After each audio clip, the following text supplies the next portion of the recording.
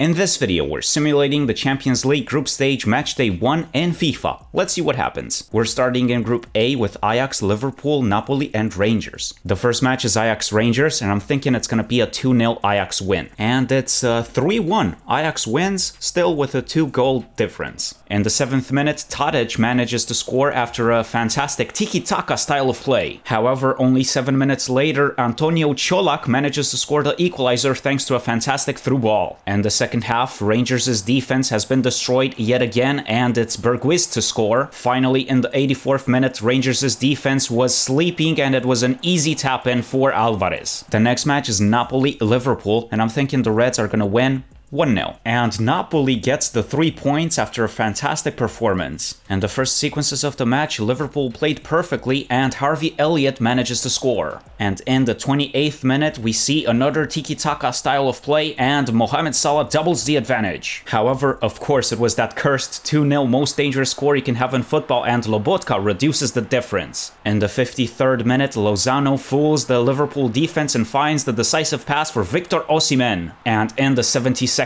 minute, the same Victor Osimhen scores a phenomenal finesse, getting the 3 points for Napoli. We're going in Group B, where we have Porto, Atletico Madrid, Bayern Leverkusen, and Brugge. Now it's Atletico Madrid-Porto, maybe 1-0 for Diego Simeone's team. And it's 2-1 for the home side. Hey, at least I got the goal difference right. Just before halftime, Saul's shot hits the woodwork and Vendel's reflexes were not good enough to clear the danger. I guess not even Alvaro Morata could have missed this one. I mean, well, let's call it a coin toss. However, in the 52nd minute, the captain Mateus Uribe beats Grbic with a shot that hits the post and goes in. And the final goal was scored by João Felix with a great header after Koke's cross. The next match is Brugge against Leverkusen. It could go either way, and my go-to answer when I don't know is 2-all. And it's 2-0 for Bayer Leverkusen. It seems that my predictions are just terrible. The match was just uneventful until the 81st minute, where we get a Demirbay's rocket. In the last possible attacking play, it's Callum Hudson-Odoi who scores an absolute beauty of a finesse. Now we're going in Group C, where we have Bayern, Barcelona, Inter, and Victoria Plzen. The next match is Barcelona, Victoria Plzen, and this could potentially be a goal fest, so I'm saying 4-0 for Barcelona. And it's only 2-0 for the home side. It's a bit of a wasted opportunity to score many goals, and it seems that Barcelona has just treated the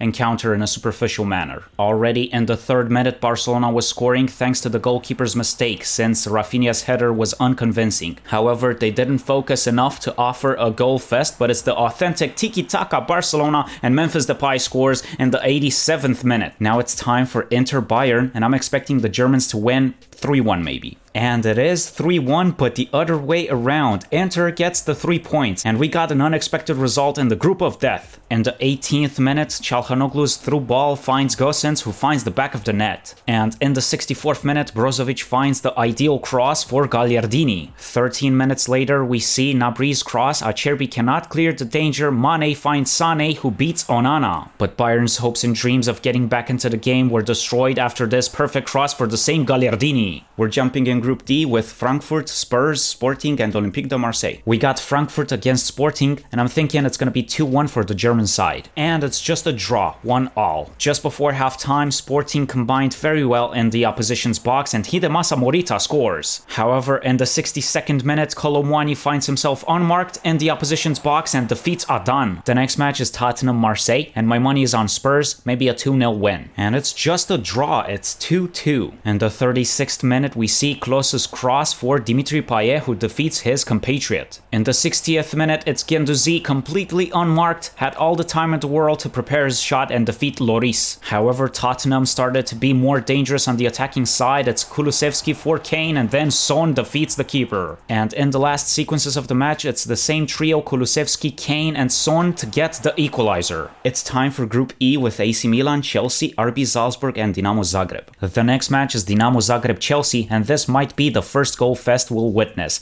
I'm thinking 4-0 for Chelsea. And it ends with Chelsea's 2-1 victory, even though I would have expected more. Tuchel's team started the game perfectly with Sterling's assist for Aubameyang. But we got Dinamo Zagreb's fast retaliation only 2 minutes later, and Orsic defeats Mendy. However, Dinamo Zagreb's defense couldn't resist anymore, and Kante finds Pierre-Emerick Aubameyang, who scores the brace. The next match is RB Salzburg-Milan, and I'm expecting a draw here, so the classic 2-2. And it's 1-0. Salzburg gets the win. The only goal of the game was scored by Okafor in the 60th minute after Milan's defense was demolished. We're jumping in Group F with Real Madrid, RB Leipzig, Shakhtar, and Celtic. The next match is Celtic Real Madrid, and I'm thinking it's gonna be a 3-0 win for the Spanish side. And it's just 1-0 for Los Blancos. They should have done better here. In the 19th minute, Tchouaméni finds the assist for Rodrigo after this unexplainable decision from Carter Vickers to go in front. The next match is RB Leipzig, Shakhtar Donetsk, and maybe this is gonna be that highly anticipated goal fest. Let's go with 5-1 for Leipzig. And it's 6-2. What a spectacular match. Even though in the beginning Shakhtar was playing well, Henriks couldn't catch Lucas Taylor, who scored the first goal of the match. And then in the 36th minute, it was Shakhtar to score again and to double the advantage. Everybody thought this would be an unexpected result. However, of course, it was that 2-0 most dangerous lead you can have in football, and Nkunku reduces the difference. 8 minutes later though, Shakhtar's defense fell again, and this time Dani Olmo scores. Shakhtar's defenders didn't concentrate enough, and it's Timo Werner to score Leipzig's third goal. 10 minutes later, Leipzig would secure their win with Schlager's absolute rocket. But the goals just kept coming, and Szoboszlai finds Henriks, who makes up for his initial mistake. And in the last attacking play, it's Andres Silva to find Nkunku, who scores the brace. What an incredible comeback today. It's time for Group G with Manchester City, Sevilla, Dortmund, and Kopenhagen. The next match is Borussia Dortmund against Kopenhagen, and I think that the German side is gonna win with 3-1. And it's 2-0 for the home side. Will I ever get one right?